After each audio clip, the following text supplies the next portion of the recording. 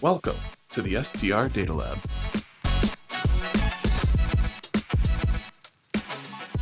Hello, and welcome to another edition of the STR Data Lab. I'm Jamie Lane, Chief Economist at AirDNA, and I'm here today with Tyler Coon, the CEO and founder of Savvy Realty. Tyler, welcome to the podcast, and thanks for joining.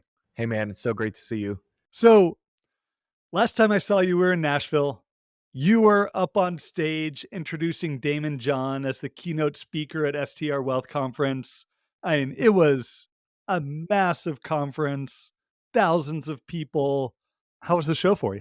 It was cool. Yeah, man, it was really good. They gave me this long paragraph to read, and it was very detailed, the shark, he's got all these accolades from like President Obama, and he's doing all these things. So it was very, very detailed. So I almost felt like I had to read right off the teleprompter. I tried to like memorize everything, but yeah, it was great. I got to shake his hand. That was really, really cool. Definitely worth it. What about you? Did you have a good time? I had a great time. That was my first time at the conference. So had been sort of watching afar for the past two editions.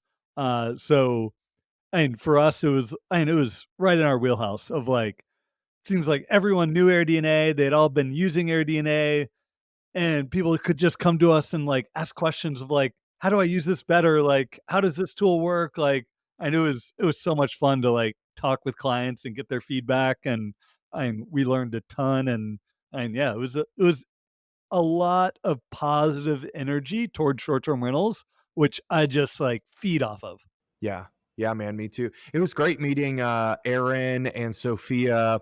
One thing I really liked about those guys is they were asking all the right questions, and they weren't just taking the feedback and listening and going like, oh, okay, yeah, maybe that's something we can do. I mean, they had their laptops out and they were like typing away furiously notes every time somebody was talking to them. And that was really cool to see how like wide open AirDNA is to that sort of collaborative environment between its users and the platform. So that was awesome. Yeah, so maybe we step back a little bit though for people that don't know you, and we've talked now quite a few times. I feel like you're prolific in the short-term rental space. Oh, goodness. Um, but like, how did you get into short-term rentals in the first place? And how did you sort of build this brand that we see of like Tyler Coon and Savvy Realty? Yeah, and the hair. And the hair. Yeah, I know. So I started in short-term rentals in 2019. I was just a kind of regular general real estate agent at that time.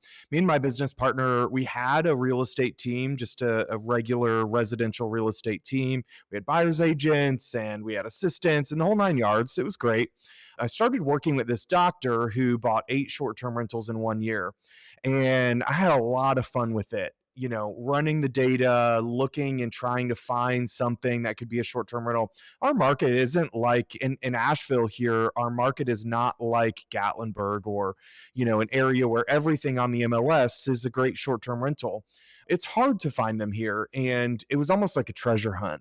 And I was having a lot of fun with that treasure hunt. So I walked into my business partner's office and I said, like, this is all we should do. We should only do short-term rentals. And he told me I was crazy. It's a subset of even the investor market, which is already such a small, piece of real estate. And I felt so convicted by it that just, I clicked the reset button on my career, left my team that I had built for years and started over. And went on to 2022 sell 55 million in short-term rentals in Asheville, and last year sell 50 million in short-term rentals here, and start building a team of agents across the nation that also specialize in short-term rentals. Oh, that's awesome. That I can relate so much to that. Is like in 2020, I was working for CBRE, like world's largest commercial real estate company. I like told my boss, I'm like, who's the chief economist, like overseeing 600 researchers around the world. And I was like, I think I'm going to leave here and go work for as leading research for a short-term rental company. And he's like, we work with the Blackstones and the Starwood Capitals deploying like trillions of dollars of real estate. And you're going to go work in short-term rentals, like this, like small subset of hospitality, which really isn't like a thing yet. I'm like, yeah, I think it's going to be awesome and a lot of fun. Well, have you had a lot of fun? I have. Have Yeah. you? Yes, a lot of fun. Yeah, every day I have a lot of fun. I find myself waking up and, get to the office early and just be really excited every time. Like I said, it's kind of like a treasure hunt. It is new. It's like exploring this new frontier, and we've kind of developed these skills over time that have made our investors, our clients, our real estate clients, a lot of money. And that's been really cool. One really cool thing that happened 2 days ago, we have our Facebook group, and so we post all of our deals in there that we find every day. Not every deal that we find or post is a great deal. It takes a lot of deep dives. You got to dive into AirDNA. You got to keep going. But we kind of post everything from the outset there. So this guy, Richard, came into the group and he said, I've been in here for a year and I've been watching all these posts for a year. Can somebody that's bought from this stupid group tell me, is this all BS or not? Like, are these numbers actually achievable? And dude, it was so cool. I went in there and I said, like, will any of our clients come in here and please give a totally honest feedback to this guy? Just left it at that. And so for the last 2 days, our clients have been going in there commenting and just saying, like, yes, this is real. You can actually do this. There's caveats, right? You have to do the right things to your rentals. You have to do the right research and add the right amenities. But if you do the things they tell you to do, you can more than achieve the numbers that they're telling you can do. And that was incredibly cool and also kind of humbling. So, and that actually is a perfect sort of segue to one of the questions I had for you. So, like, let's just say, like, I'm hypothetically looking to invest in a property in Western North Carolina. I live in Atlanta, so, like, I not really close enough to, like, get up to on a regular basis. I wanna get an investment property, maybe 500,000, 1.5 million, price point. Like, what does that process look like to, like, find a good investment property working with you? Yeah. So I always tell everyone, is a good example. I had a client, Todd, call me the other night and he said, Tyler, what am I doing wrong? I've been working with you for 3 months. I have a healthy $750,000 budget and we haven't found the right thing yet. And I said, Todd, like, this is the process.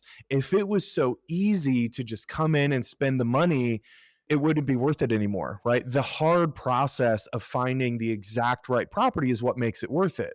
And so it's about finding the exact right property. And there's a lot of people out there that have their own methodologies. I think we have our own.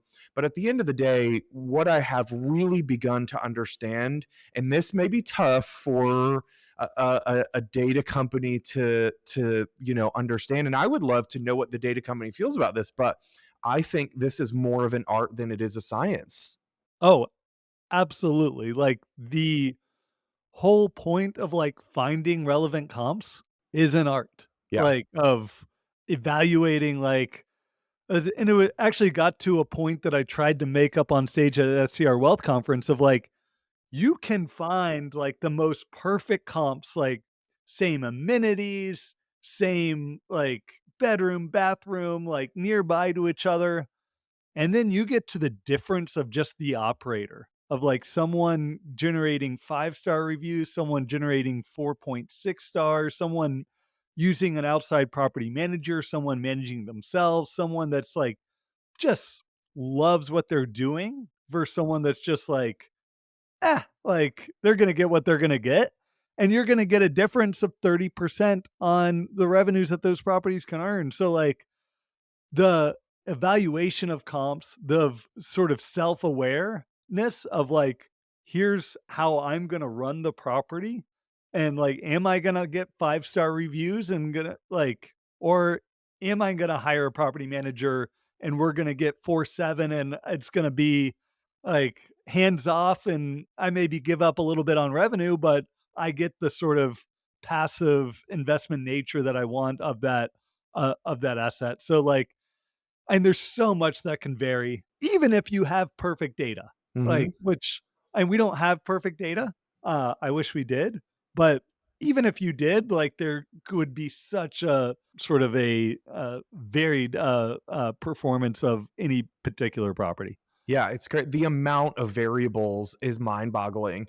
Yeah. And so, okay, so how do you work with us, basically, to answer your question? And anybody that's ever heard me on a podcast before, I go super long-winded on some of these questions. So please bear with me. You can skip ahead like 30 seconds and I still won't be there. All right, so let's get there. Okay, so what we do every day is we practice that art, right? At the beginning, I thought it was a science, but now we practice that art. And I have my team around me here locally. And what we do every day is we get into the MLS and we find properties that we think could make good short term rentals. They are in a good area. They're in an area where we know other people have been successful. It sort of has something unique about it. That could be size, it could be proximity, it could be maybe it's on a river or a lake or something like that. And all this is for a vacation market. So talk about different variables. There's different sets of variables per market as well. And so then we send those out to everybody.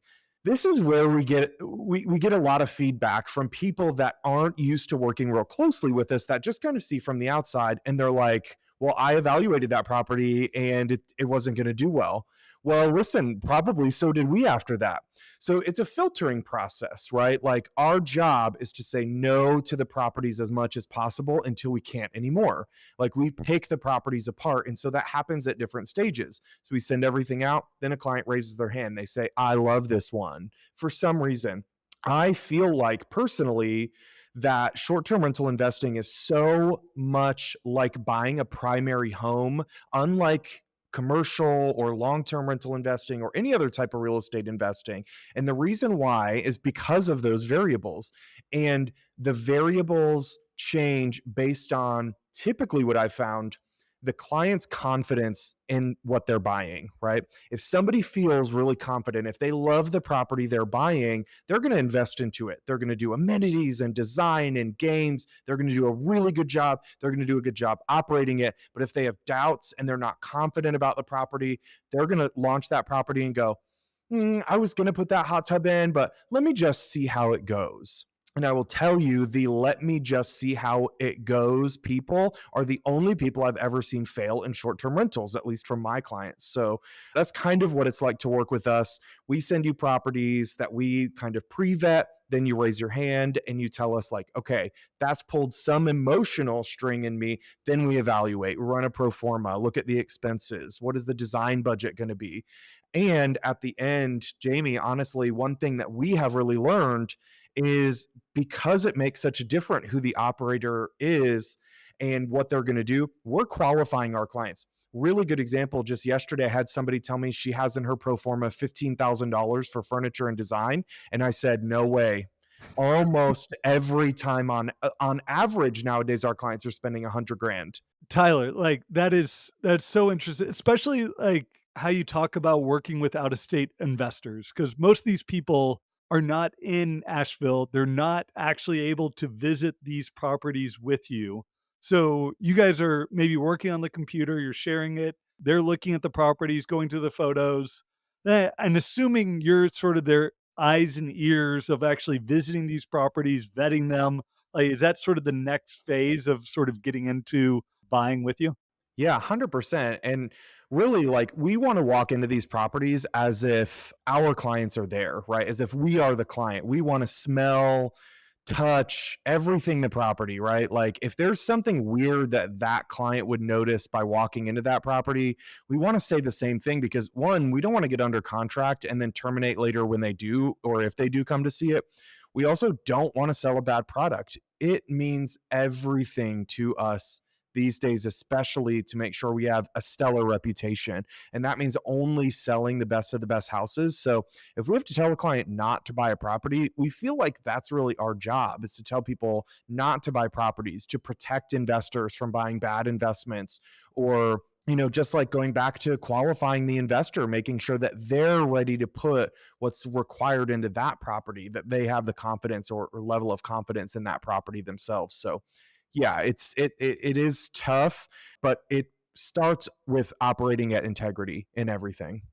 So I follow you on social media. One, you guys do some great marketing.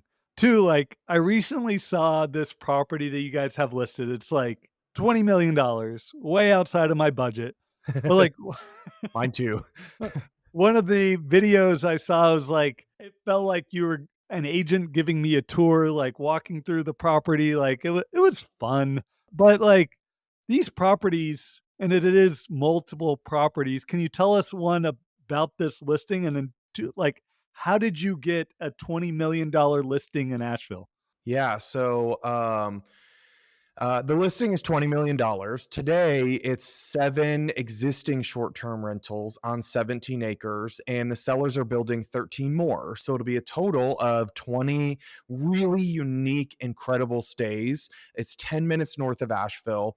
They include things like the Wizard's Hollow, which, although we can't say anything about what movies it might or might not be, probably not modeled after, you could probably look at the photos and get a good idea. And there's one that's built, kind of under the hill and into the earth. The new ones that they're building, there's a spaceship and there's an underground crater. So everything is totally unique, themed. And, I was walking these properties the other day, and this is something that, as the chief economist, you might actually be able to find out for us. But because these properties are like 450 square feet, one of the tree houses is 450 square feet. I thought that place is doing $140,000 a year. So I wondered if that place is generating the most revenue per square foot of any piece of real estate or investment real estate in the world, right? Uh-huh. Like what would possibly be generating more than that? So I thought maybe that would be a fun fact that you could look up for us later on. But the property is really incredible. How did I get the listing? This is what's even more incredible to me and totally humbling. Another agent in my market here in Asheville came to me and said, I know these sellers, they're really great, but Tyler, I don't know what I'm doing with this. And this is totally your wheelhouse. And she gave me a career making listing in our area. It'll be one of the biggest sales of all time in Western North Carolina. And across the country, it'll be one of the largest short term rental sales when it goes through in the entire country. And she gave it to me, right? Because this is what we do. And that was really cool and really humbling. No, that's awesome. So when you think about like a buyer for that, like, is it gonna be like an investment group? So, is it gonna be institutional money? Is it just gonna be like some rich guy that has $20 million to drop on an investment property? Like, what are the types of groups that you're seeing interested in the project? Yeah, we've gotten some calls from institutional. I know the sellers would prefer to sell it to somebody that has a vision like them and kind of wants to take the property to the next level. When it's built, when the 13 are built, and that'll be done in June, so we're right around the corner from that. It's going to be finished, but you could certainly elevate the property kind of to the next level as well. So I know the sellers really hope that it's maybe one or two investors, maybe a family or something like that. They would love if they were either local or semi-local, maybe from the region or from the southeast. But at the end of the day, they're ready to kick back at their new beach house in St. Croix. So I don't know that they would turn away anybody's money. I was kind of hoping it was going to be you. That's why I came on the podcast. But now that I know that you don't have enough, we'll have to wrap this up soon. Yeah. Uh, and a question I get constantly is, what is the best market to be investing in today? I'm sure it's a question you get asked in your sort of realm of maybe Western North Carolina, or sort of the perch that you have overseeing in the markets that you look at. So what do you tell people when they ask you that question of where should they be investing today? Asheville. No, I'm just kidding. I can't say that. I, as an expert in Western North Carolina, obviously, for me personally, every time I look at investment somewhere else, there's a million questions. And I mean, I feel like these days I'm an expert at short-term rentals, right? Like I'm educated, I'm constantly looking. It's all I do all day, every day. But man, the second I get 2 hours outside of Western North Carolina, I'm like, what the hell am I doing? I have no idea. Like, what are these streets? What are the neighborhoods? Where do they allow short-term rentals? And who would I even talk to? So I start to sense the pain points that we're solving for investors, which is really cool. But yeah, going outside of my own area, it's really tough. So I would Maybe say, within your own area, like, and because I grew up, my wife and I used to go to, not growing up, but hiking and camping in like the Highlands Panthertown Valley area. We did Christmas up in Bryson City. I mean, there's just so much varied investment opportunity, I feel like, in the Western North Carolina market. Like, are there any sort of gyms, hotspots you're sort of eyeing these days? Well, we have a property under contract right next to Bryson City right now, personally. So that's definitely a nice area. I think anywhere you can, as long as you are educated on the area and you can find a niche to invest in, right? You have to know what's investable in an area. But honestly, like one question I had for AirDNA was, like, how many new properties launched last year that got into the top 5 percentile? Like, what is that number to show people? Because I guarantee that map, there would be pins all across the United States. It would be in South Bend, Indiana. It would still be in California. I guarantee there's somebody that launched something in Orlando and Gatlinburg last year that they've moved into the top 5% revenue for their maybe bedroom count or their size. So I think you can invest anywhere. It's about just knowing what to invest in, right? So what's the best area? Well, the second anybody says what the best area is, it skews it, right? The minute you let that out of your mouth, now it is changed. So there is no best area. It's really about, what do you know about the local area? And if you don't know anything, are you working with an expert that does? So maybe let's talk a little bit about the performance in the areas you know about. So, and as you know, probably more than most, like performance has been varied the past few years. And we saw, I was just looking at the numbers for Asheville before we came on, and Asheville was one of those markets that did really well during the pandemic. A lot of people, it's sort of perfectly sort of positioned in terms of near Smoky Mountain National Park, like lots of great hiking, wineries, like, and there's just so much to do around there that sort of was attractive to people during the pandemic and in the years after on how and why people wanted to travel. We've seen a lot of supply come in. We've seen occupancy come down. We've seen even some pullback in rates last year. So, and how have you been seeing the market play out and sort of new investors sort of, or even existing investors sort of react to performance trends in that area? I think, at the beginning of 2023, I looked at the market and said, if we're not going to be at 3% interest rates anymore, it's so easy to make money at 3% interest rates because your expenses were so freaking low. So we figured out, what do we have to do to raise revenues then? Like, if the expenses are going to go up, then we have to figure out how do revenues go up, and how do we do that in an oversupplied market where occupancy rates on average are falling and ADRs on average are either stagnant or falling a little bit, right? So we looked at, okay, well, what is the top 5 or 10% of the market and how can we get in there? So I will tell you that our best investments that we've ever sold were last year. And actually, they were all at 8% interest rates. And the reason why we think is because we were really vetting those clients on what are they going to put in design and amenities. There's one investment in particular that was probably the best one we sold. The purchase price was $825, and they will likely do 300 to 330,000 year one. And that's crazy. I mean, that's really, really high. Those guys invested $300,000 into design and amenities, not even renovation. Like, I think they put in one bathroom maybe and updated a couple things here and there, but fully design and amenities. And it's still almost a 50% cash on cash return, even putting in that much money into the property. Because as you know, once you hit your expenses, every dollar above that is profit, right? And so it's, you go, their mortgage is what, probably $60,000, $70,000 a year. So every dollar above that on top of their utilities and stuff is all profit. So if they profit 200,000 year one and they put 400,000 into the property, boom, it's right there. Like, that's a really good investment. So I think it's all about trying to figure out how do you get into that top 5 or 10%. We're seeing, and I'm sure y'all are seeing this too, where those grandma and grandpa cabins and places around Asheville, 3-bedroom, 2 bathrooms with $20,000 of Amazon and Wayfair furniture are probably falling off the market at a very rapid pace right now, because those are the people that have been complaining about the Airbnb bust, right? Because what AirDNA also knows, and what I learned from AirDNA, is that October 2023, and maybe this was updated for the holidays, but I know October 2023 was the most money ever spent in short-term rentals in the US than any other month in history. So more money is being spent than ever. Just where is it going? Yep. No, the competition's heating up. The people that and investors that are designing and sort of amenitizing and sort of crafting their property to meet what guests want are absolutely doing okay.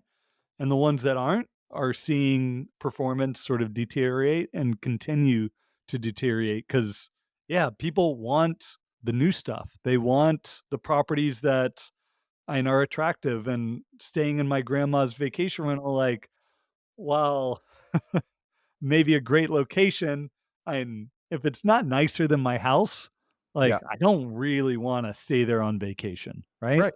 Yeah, exactly. And we've just found like people want different too. I think one thing people were scared of doing before was different, and we've gone really bold. I mean, we've seen short-term rentals where people are painting the ceiling orange and they have a green bed and it's all these primary colors and geographic patterns and just the funkiest furniture, and people are loving it. So, a lot of trends I think changing in short-term rentals, but to say I think anybody out there that's saying you can't see success in short-term rentals anymore is lying to you. It just takes it's just more diligence now. It's less and less passive.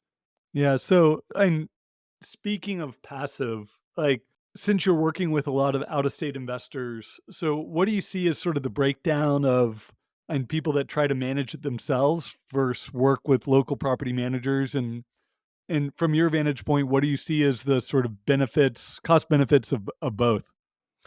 Yeah, I think, I would love for somebody to do a study on this. I don't pretend to be the numbers guy, but I have to imagine, and based on my own short-term rentals as well, that generally the profit margin of a short-term rental is around 20 or 25% anyways. So when you hand that over to a property manager, you're at zero. And so if you have something happen to the house, like you need a new roof or you need a new AC system, you're negative for the year, right? Really, really fast. And so most of my clients are self-managing, and they're doing it with the help of a la carte services. I think that's what we're really truly going to see a massive influx of this year is a la carte services to help people.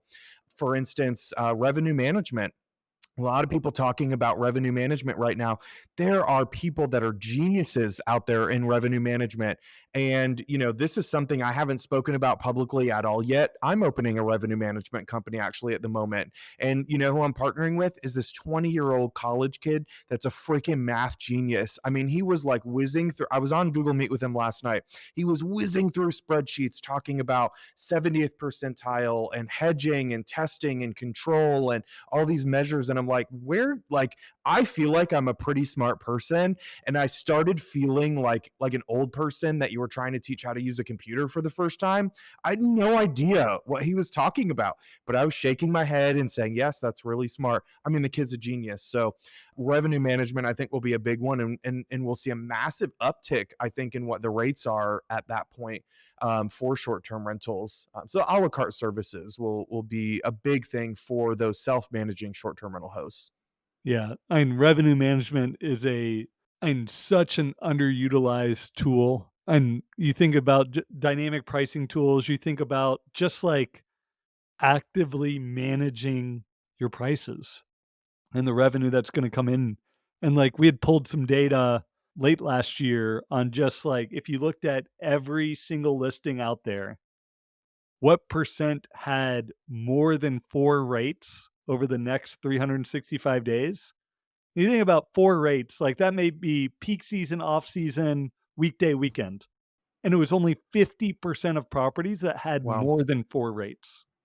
So that's That's another wild. 50% of properties that have less than 4 rates, which just like blows my mind Yeah. that people aren't managing their rates to the demand in their market. Yeah, we were looking at Earth and Sky last night as kind of a test because that place, one of those little tree houses is making $140,000 a year, and they are charging the same amount for like next week in the middle of February in the slowest time of the year as they are for July 4th, which is still open. It was $380 next week and $380 and a one-night stay was available for July 4th. And I immediately emailed them over and I was like, you have to let us take this over. They're doing $1 million a year across 7 tiny tree houses outside of Asheville, and they don't use dynamic pricing. It's just wild. That is wild. So, outside of revenue management, are and sort of starting to piece together the tech stack, like, are there any other sort of top tips for and effectively managing the properties that and you see for out of state investors, people coming in and like trying to do it remote? Well, this is one thing that we got really good at in 2023. So, 2022, I'll admit, and I'm sure I have clients out there that will admit too, it was a crazy year. It was the first year I ever did anything close to the amount of business that we've been able to consistently do. And so it was really hard for us to work with our clients after they closed, right? We were not there for them as much as we would have loved to be. And so 2023 hit, and after some really valuable feedback from people that I really respect, we said this has to be the year that we become even more valuable after people close than in finding that property, because it's not finding the property, it's running it successfully later. So we have built now the best network in our areas. And this is anywhere that Savvy services. We've built the best short-term rental networks, the best cleaners, the best handymen, people that answer at the drop of a dime. So we're helping create and cultivate that network over time. And in 6 months, likely I'll have new cleaners and new people to recommend, right? As you get the ebb and flow of service providers coming in and out of the market, and it will only ever get better and better. So for us, that's a major piece of what we do at Savvy nowadays, is make sure that our clients have a really easy go, or at least as easy as we can make it, because we're here, we're boots on the ground, and we feel like that's our job. Like, we're not the contractors or anything like that, but we feel like it's our job to have the best ones.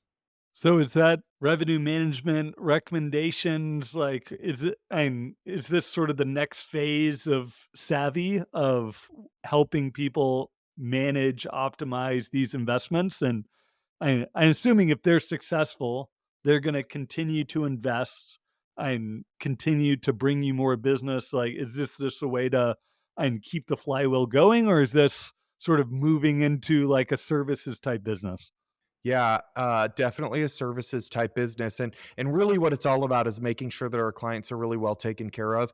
In 2022, I tried to figure out how could I do it all. And so what I know now is that I need to stay in my lane on real estate. And so Savvy itself is going to stay in its lane in real estate, but we're going to partner with the best people we can in the area. So like if I didn't have our new revenue management guy who's kind of proving himself out right now, if I didn't have potentially a designer to partner with on the new design company. A lot of bombs being dropped here, Jamie, getting it all out for me. But yeah, if we didn't have the right people to partner with, we wouldn't be doing it, and we just continue partnering with the people in our areas that are doing it really well. But we are looking to try to see what our clients are asking for and can we help provide it. That's great. So when people talk about Asheville as being not only the top investment market, but just the top market to travel to because they've got the best rentals in the nation to stay in, it's going to be because of Tyler. Well, the locals won't be happy about it, I guess, but I think our clients are pretty happy about it, and yeah, I think it's really cool to see the effect we are having a noticeable effect on the market. And we partnered with some of our designers that we worked with last night, like Ashita from Ashita Interiors. We are launching some of the best short-term rentals I feel like in the country. They're doing some of that stuff in Orlando, the theming and things like that, but I think we're, especially in terms of amenities and stuff, we're doing a pretty good job of it. So that is the next evolution. But for now, our main goal this year is to make sure that we have an agent in every market where anybody wants to buy a short-term rental. So whether that is from the Finger Lakes of New York to Hot Springs, Arkansas, all the way to out west in Southern California and in Arizona, our goal this year is growth in our real estate agent network and on our team, just to make sure that our clients can have the McDonald's experience everywhere they go, right? Not to end it on a bad topic, Uh-oh. because we are getting close to the end, but you did sort of mention the sort of push-pull with locals. Yeah. And Asheville is a market that and famously has some pretty restrictive regulation within the city of Asheville. I think, and you tell me, much more lenient outside the city. But how have you seen that sort of legislative environment sort of evolve over the past few years? And Do you see that as a major risk going forward for new short-term rental investors? Yeah, I think it's really important always to consider the real estate market you're investing in, right? I think you really want to invest in a strong if there's potential for regulation coming in a market, which means that a lot of people live there, right? Typically it's highly residential markets where regulation happens more often. Then you just want to make sure that you're buying something that you can resell on the market. You're buying into a really solid real estate market. So North Carolina in general is very pro property owner rights. So whether that's shooting a gun off your back deck or short-term renting your property, like they've always been like that since colonial times. Now, not to bury the hatchet, but right now Buncombe County is talking about regulating short-term rentals. Now, I don't think anything's going to come of it. And specifically, one change that they've made in the proposed language that they're simply talking about right now is grandfathering everything in with existing short-term rentals, being able to also transfer that permit later on, which I think would be a gift to everybody in town. It would be a gift for all the ones I own, right? But it is certainly a conversation and something to watch out for. So just make sure you're investing in a solid enough real estate market that if that were to pass, there wouldn't be a flood of homes on the market that you'd be able to resell and not lose money, right? It's impossible to look into a crystal ball, right? And no, you can do your best, but who knows what's going to happen or when it's going to happen. Well, Tyler, on that note, it's been great having you on the show. Where can people find information about you, Savvy Realty? How can they find you online? Yeah, absolutely. So www.savvy.realty. There's no .com there or anything. And book a call with us. Book a call with Scott, who knows all of our markets. He is in touch with all of our agents. You can do that www.savvy.realty/agent. And Scott will help you figure out which of our markets might best pair with you, right? Because there is that kind of intangible, Asheville isn't for everyone.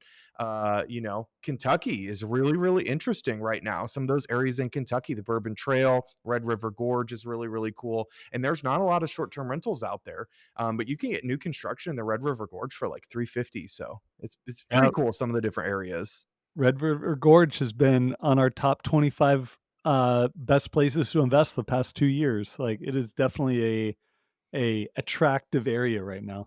Yeah. That Myrtle Beach, South Carolina, if you look at the price per square foot of homes there, if you compare it to the rest of the coast south from there, it's half the price per square foot. So massive room for appreciation. Typically, you're not going to see areas like that get regulated. So pretty safe. So we've got an agent, Rivers, who is in Myrtle Beach. I mean, this guy's in his 20s.